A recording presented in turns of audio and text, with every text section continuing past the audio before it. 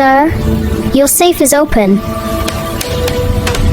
The trap was set: an open safe, a sleeping billionaire, and a child about to make a choice worth more than money.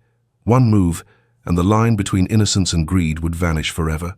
What she does next will shatter the rule he has lived by. Before this room, before this trap, there were the wounds that made it necessary, the betrayals, the lawsuit, the brother. To understand why Williams staged this quiet trial, you have to know how he learned to measure people with a lock instead of a handshake.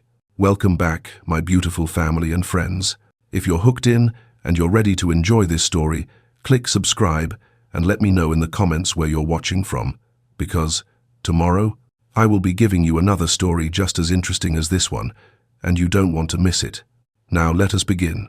Long before Tina's tiny footsteps reached that study, Williams had already decided the world failed him first.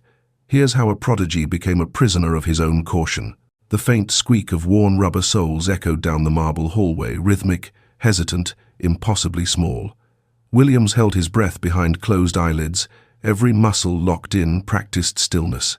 Through the gap in his lashes, he watched a shadow stretch across the Persian rug, no taller than his bookshelf's bottom shelf. Tina paused at the threshold, one hand gripping her cleaning cloth like a security blanket. Her eyes, brown and wide with wonder, found the open safe immediately. The sunset streaming through the floor-to-ceiling windows set those crisp bills ablaze, transforming them into something almost magical. Go on, Williams thought bitterly. Take what everyone eventually takes. His heart hammered against his ribs, harder than he'd like to admit. This wasn't about the money. 10,000, 20,000, pocket change. This was about confirming what 30 years of betrayal had taught him. Everyone has a price, even children. Tina tiptoed closer, her movements careful as a mouse in a lion's den. She stopped 3 feet from his chair, her gloved hands extending toward the bills. Williams's jaw tightened, but she didn't grab. Instead, her innocent face tilted toward his, reflecting curiosity where he'd expected greed. She leaned down, studying his supposedly sleeping form with the intense focus only children possess. "Sir," she whispered, barely audible. "Sir, your safe is open." Silence swallowed her words. Williams kept his breathing steady, in, out, perfectly measured. Tina waited another moment, then crouched beside the scattered bills.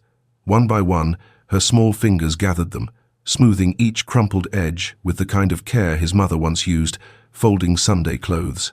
She hummed while she worked some childish tune. Williams didn't recognize stacking the money with the precise attention of someone folding laundry. His chest constricted. What is she doing?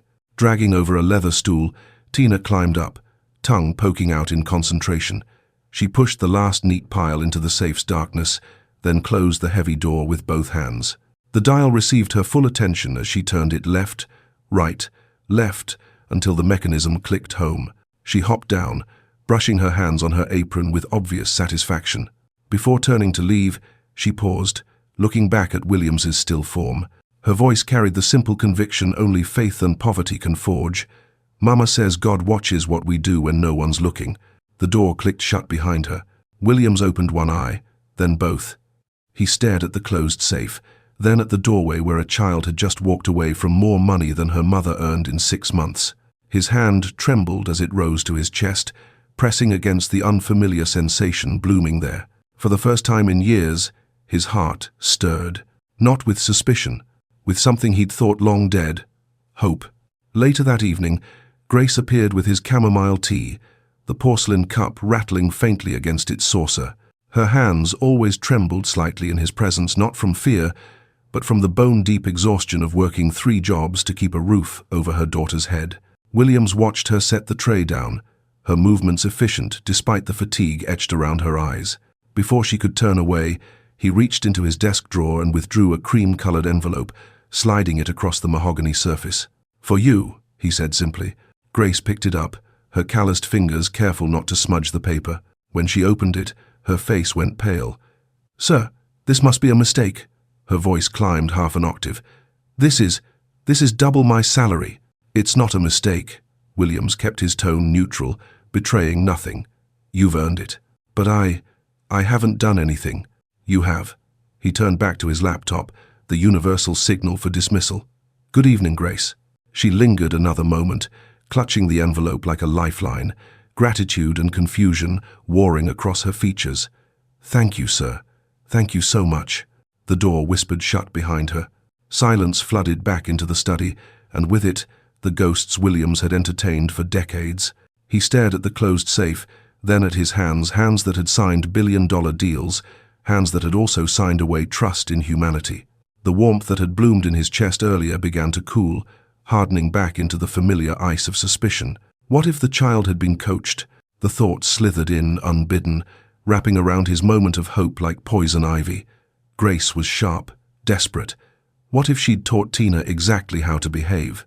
What if those innocent eyes and that whispered prayer were nothing more than an elaborate performance designed to melt his guarded heart for advantage? He'd seen it before. God, he'd seen it 100 times. The business partner who quoted scripture while emptying accounts. The charity director with tears in her eyes and offshore accounts in her name. The nephew who spoke of family bonds while forging signatures. They always look pure before they take everything. His father's former CFO had brought homemade cookies to board meetings. His ex-fiancée had volunteered at soup kitchens. His college roommate had been studying for the ministry. All of them had smiled. All of them had taken. Williams rose and poured himself scotch with shaking hands, the amber liquid sloshing against crystal. In the window's reflection, he saw what he'd become. A man so armored against pain that joy couldn't penetrate either. But what if that child was real? He drained the glass, welcoming the burn. The next morning, sunlight found him still in his study. Tie loosened, decision made. He pressed the intercom button. "Grace, send Tina to clean my study today." Alone. His jaw set with grim determination. "One more test," he whispered to the empty room. "Just one more."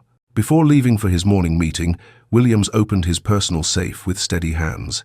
Inside, past the cash and documents, lay a velvet box containing a diamond bracelet, $50,000 worth of glittering bait.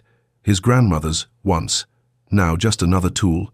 He placed it deliberately on the corner of his desk, directly under the security camera's largest blind spot. The diamonds caught the morning light.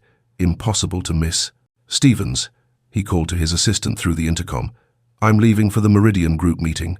Allow no one into my study except Grace. No one. Understood?" "Yes, sir." The door locked behind him with a finality that felt like sealing a tomb. 4 hours later, Williams returned to find his study exactly as he'd left it. Leather chair perfectly angled, papers aligned, afternoon sun streaming through cleaned windows. Except the bracelet was gone. His pulse quickened, that familiar cocktail of vindication and heartbreak flooding his veins. There it was, the inevitable betrayal. He'd almost hoped. No, hope was for fools. He pressed the intercom with more force than necessary. "Send Grace and her daughter to my study." Immediately. They appeared within minutes. Grace's face drained of color the moment she saw his expression. Tina clung to her mother's apron with both hands, her small frame trembling like a leaf in a storm. "Where is it?" Williams demanded, his voice blade sharp. Grace's eyes darted around the study, searching for context, for mercy. "Sir, where is what?" "Don't." He raised one hand, cutting her off. "Don't insult me with ignorance. The diamond bracelet that was on this desk. Where is it?" "Sir, I haven't seen any bracelet. I swear on my daughter's life." "Mama didn't take anything." Tina's voice cracked, tears already streaming down her cheeks. "I didn't touch it, sir. I promise. We just cleaned. We didn't."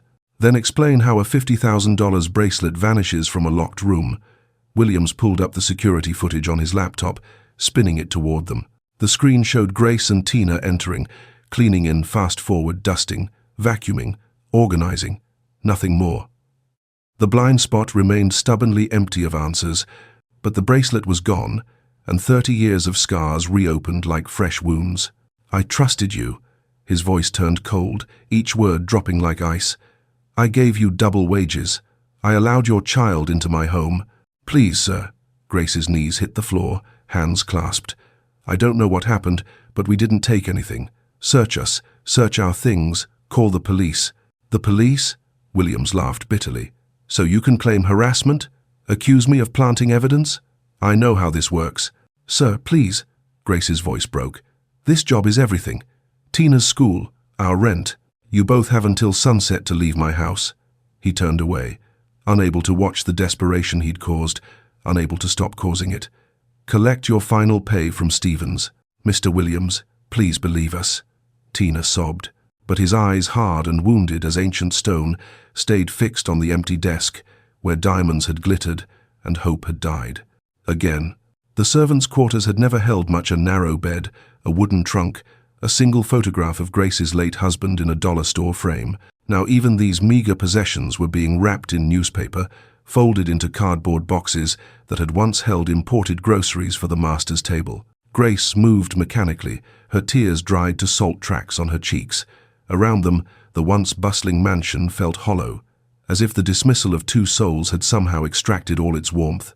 In the hallways, staff members passed with averted eyes, some whispering behind raised hands, others wearing pity like an uncomfortable coat they couldn't quite take off. "Mama!" Tina's voice was small, fragile. She clutched her cleaning gloves like a lifeline, knuckles white against the worn fabric. "Why doesn't he believe us?" Grace paused mid-fold, a threadbare sweater suspended between her trembling hands. She looked at her daughter's face, so young, so bewildered by this first brutal lesson in how the world actually worked. "Because sometimes," Grace said softly, resuming her packing, "the rich hear money louder than truth. But we didn't. I know, baby. God knows." Grace's whisper became a prayer, her lips moving in the desperate cadence of the powerless. "God, you know we are innocent. You see everything. Please, please show him the truth." Outside their door, the mansion's rhythm had already adjusted to their absence. Dinner was being prepared. Floors were being polished. Life continued, indifferent to their small tragedy. Meanwhile, 3 floors above in his study, William sat in growing darkness, unable to summon the energy to turn on a lamp. The whiskey bottle stood half empty on his desk, or half full, depending on whether you were an optimist. He wasn't. He poured another measure with unsteady hands, amber liquid sloshing. The alcohol should have buried the guilt by now, drowned it in expensive Scottish peat and oak. Instead, it only sharpened the memories. The tiny girl stacking money with such care. Those small hands smoothing each crumpled bill. Her whisper, "God watches what we do when no one's looking." He drained the glass, welcoming the burn. But something inside him ached anyway, a persistent throb beneath the scar tissue he'd spent decades building. It felt like the phantom pain amputees described, grief for a limb long gone. Except what he'd amputated was his own capacity for trust. What if he was wrong? The thought surfaced like a body from deep water, unwelcome and impossible to ignore. What if that child's honesty had been real, and he'd just destroyed the only genuine thing to enter his life in 30 years? William stood abruptly, chair scraping against hardwood. He moved to the window overlooking the staff entrance, arriving just in time to see 2 figures emerge, one tall and bent with defeat, one small and clinging to her mother's hand. Grace carried a single box. Tina clutched a stuffed rabbit that had seen better decades. They paused at the gate, silhouetted against the setting sun, then disappeared beyond his walls. The mansion fell completely silent, and Williams, alone in his fortress of wealth, discovered that emptiness has a sound after all. It sounds like regret. Sleep refused to come. Williams lay in his king-sized bed, staring at the ceiling's ornate molding, while memories played on repeat. Grace's desperate pleas, Tina's tear-stained face, the hollow sound of the gate closing behind them.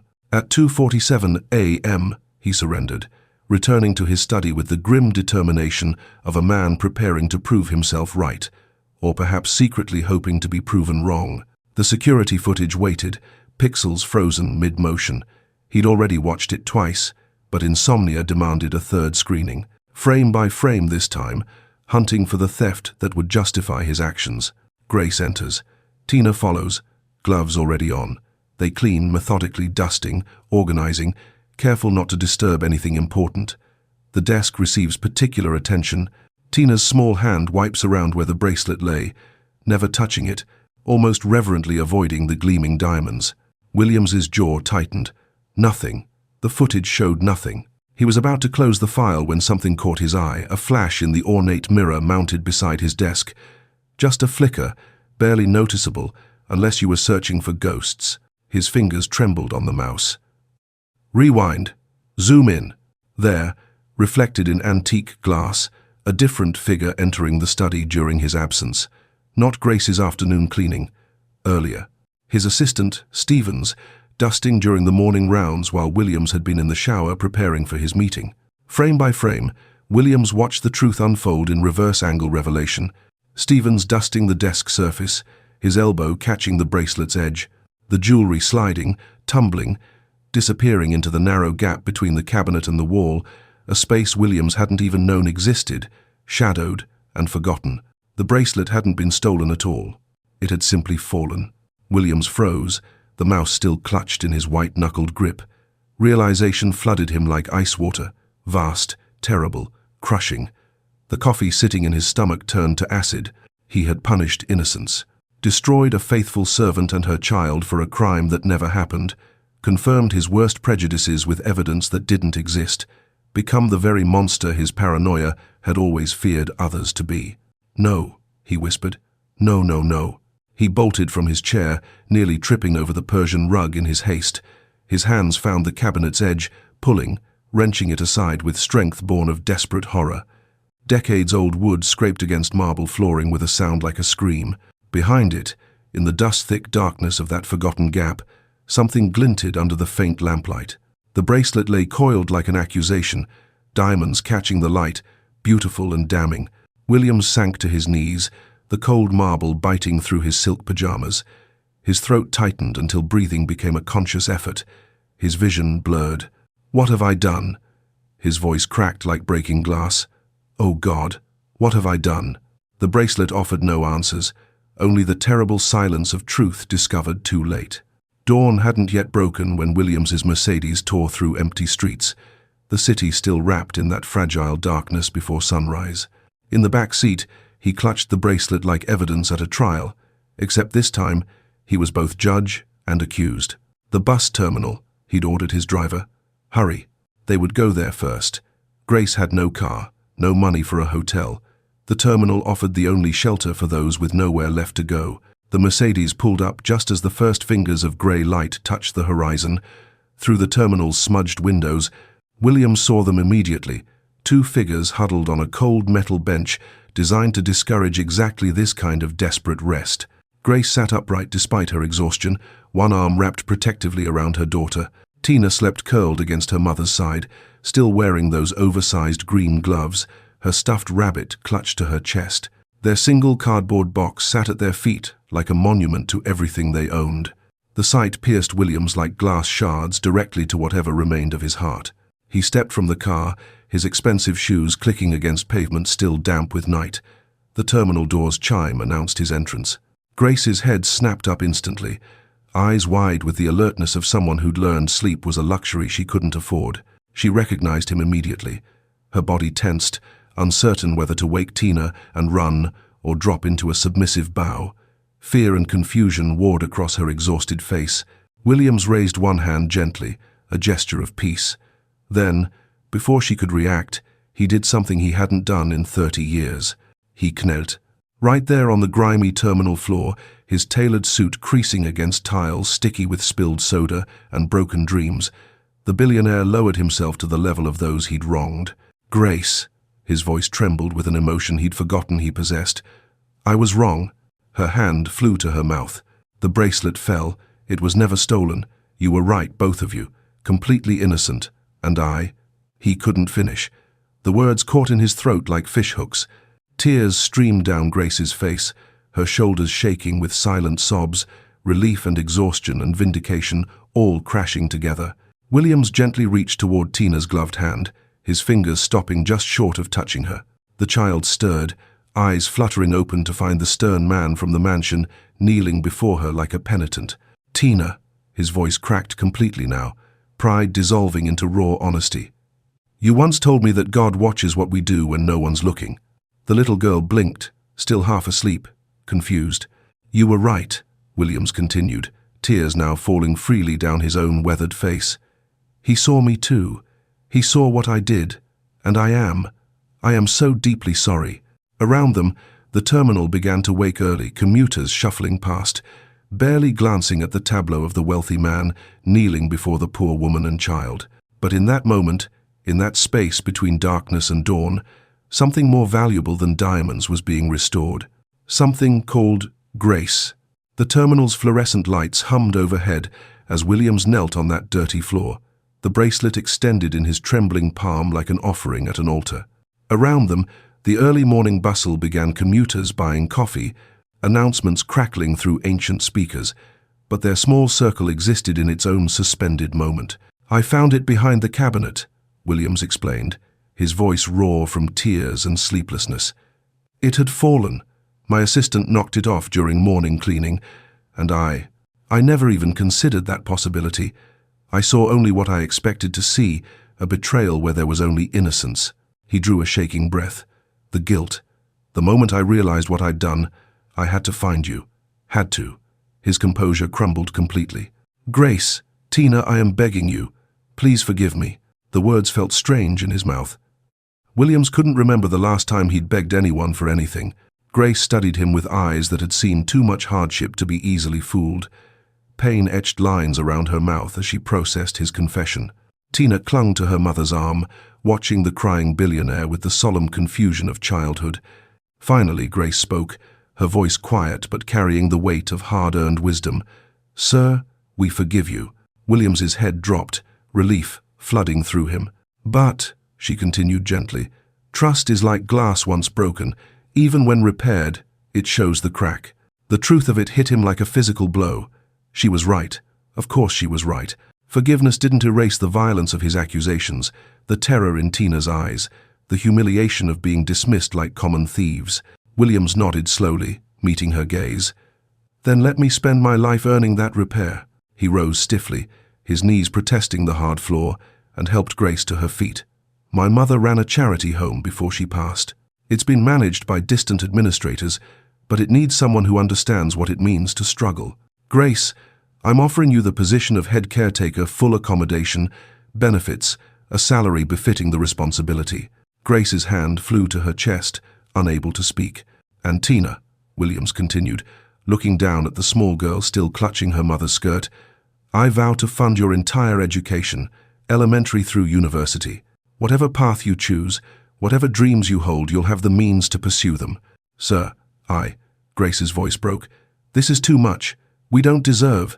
"You deserve far more than I can offer," Williams interrupted firmly. "You showed integrity when you thought no one was watching. You raised a daughter who closes safes instead of emptying them. That's worth more than all my wealth combined." Grace sank to her knees, not in submission but in overwhelming gratitude, her hands covering her face as sobs shook her frame. Tina, following her mother's emotion if not fully understanding it, stepped forward shyly and wrapped her small arms around Williams's waist. The billionaire froze, then slowly returned the embrace, his hand resting gently on her head with its oversized gloves. For the first time in years, perhaps decades, Williams felt human again, not powerful, not invincible, not protected by walls of suspicion and wealth, just human, broken and mending, forgiven and grateful. The sun finally broke through the terminal's eastern windows, washing them in golden light. Months later, the mansion felt different. Sunlight seemed to penetrate deeper through the floor-to-ceiling windows, reaching corners that had languished in shadow for years. The staff walked with lighter steps. Even the marble floors seemed warmer somehow, as if the building itself had exhaled after holding its breath for decades. Grace visited weekly now, arriving in a modest sedan Williams had insisted she accept. She came to oversee charity reports from her new position, transforming his mother's foundation from a tax write-off into something that actually changed lives. Her office sat 2 floors below his study, but her influence permeated every corner of his world. And Tina, now attending Riverside Academy, with its pristine uniforms and sprawling green fields, often burst into Williams's study unannounced, her backpack bouncing, eager to show him her latest drawings. Mr. Williams, look." She'd spread construction paper across his desk without ceremony, covering quarterly reports with crayon rainbows and stick figure families. "My teacher says I'm really good at art." He'd learned to smile at these interruptions, learned to set aside billion-dollar decisions for finger-painted suns and lopsided houses. One afternoon, as autumn sun set fire to the city skyline beyond his windows, Williams watched Tina arrange her crayons in meticulous rows beside his laptop. She hummed while she worked that same childish tune from months ago, organizing colors from light to dark with the serious concentration of an architect planning a cathedral. She still wore gloves when she cleaned with her mother on Saturdays, still whispered prayers before meals, still saw the world with eyes unclouded by cynicism. Williams pulled out his phone and opened a voice memo, recording a note for his foundation's annual report. True character isn't proven in wealth or power. It's revealed when no one is watching. His voice steadied as he continued. I learned that from a 6-year-old in green gloves who chose integrity over opportunity, who closed a safe instead of emptying it, who taught a bitter old man that innocence still exists in this world. He paused, watching Tina select a blue crayon with careful deliberation. We don't need more tests of character, he added softly. We need more people willing to recognize it when it appears. He ended the recording just as Tina looked up, flashing him a gap-toothed grin. Want to see what I'm drawing? Always, Williams replied, and meant it. She turned her paper around, revealing a crayon portrait, a tall man and a small girl standing in front of a large house. Both figures were smiling. Above them, she'd written in careful block letters, My friend, Mr. Williams. His throat tightened. He'd been called many things, genius, tycoon, mogul, recluse. But friend? That title felt more valuable than any he'd earned through wealth. It's perfect, he whispered. Tina laughed softly, that pure sound of childhood joy unmarred by disappointment, and returned to her crayons. Williams leaned back in his chair, watching her work where once only suspicion had ruled. The setting sun painted them both in amber light, a billionaire and a child, separated by wealth and age, but connected by something far more precious. A man who'd learned that innocence can heal even the richest, most broken heart. Asterisk, honesty needs no witnesses. Even in silence, the pure in heart shine brighter than gold. Asterisk, thank you for watching to the end. I believe you enjoyed it. We have a lot of other interesting stories like this lined up for you already, so click the image showing on your screen to watch the next. Don't forget to subscribe.